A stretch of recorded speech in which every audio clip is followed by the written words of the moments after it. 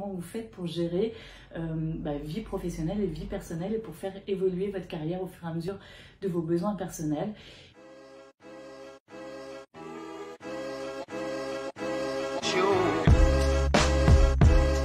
Je m'appelle Sandrine, je suis la fondatrice d'Elle se réalise, une marque engagée pour l'évolution de carrière des femmes au fur et à mesure de l'évolution de leur vie personnelle. J'ai fondé ça après la naissance de ma petite fille il y a 6 ans. Je travaillais depuis 13 ans en télé, j'étais rentrée comme journaliste au sein d'émissions de divertissement. Et puis un jour où je crois que je commençais à perdre un peu de sens dans ce que je faisais, j'avais plus le même plaisir à démarrer une émission, voire même j'avais plus de plaisir. Et je crois que c'est ce qui a laissé la place à un bébé. Et voilà, à partir du moment où ma fille est née, tout a volé en éclats, ça a été une autre naissance pour moi aussi, sauf que je savais pas quoi faire. J'ai fait une interview pendant quasiment 1 an. Je dis une interview parce qu'en gros ça reposait sur une question essentielle. J'allais voir des femmes au début dans mon cercle professionnel et puis au fur et à mesure dans ceux que je découvrais par réseau. Et c'était mais vous, comment vous faites pour gérer vie professionnelle et vie personnelle et pour faire évoluer votre carrière au fur et à mesure de vos besoins personnels.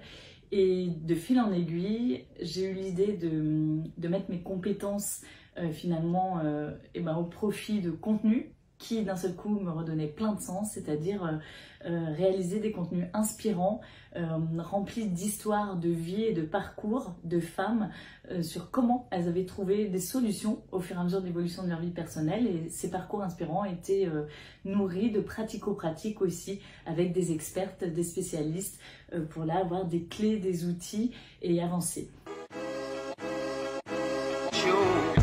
J'ai réussi à développer ma marque et pendant 3 ans, j'ai très bien développé ma marque.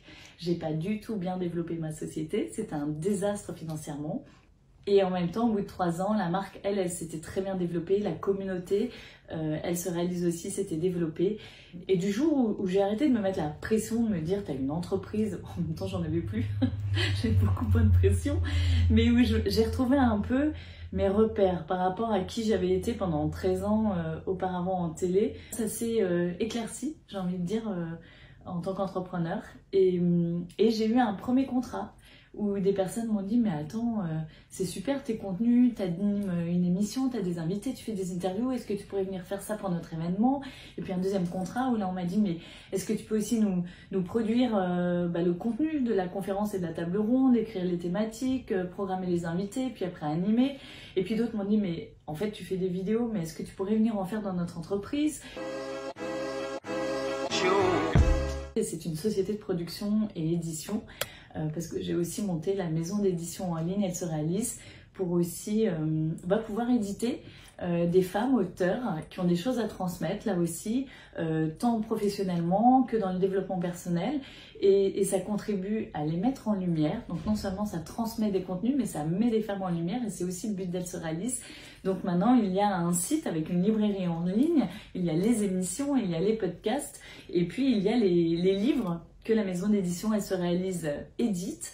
Et à côté, avec la société de production, là, il y a tous les contenus pour les entreprises et voilà, avec du sur-mesure par rapport aux besoins et aux envies. C'est de continuer le développement de tous les contenus qui sont déjà en cours, de ceux qui sont à inventer pour les années à venir.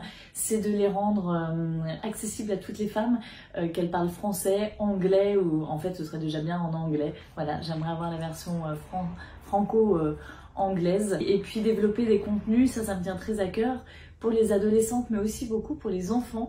Je vois combien déjà à l'école, on leur demande de se projeter dans le métier qu'ils veulent faire plus tard.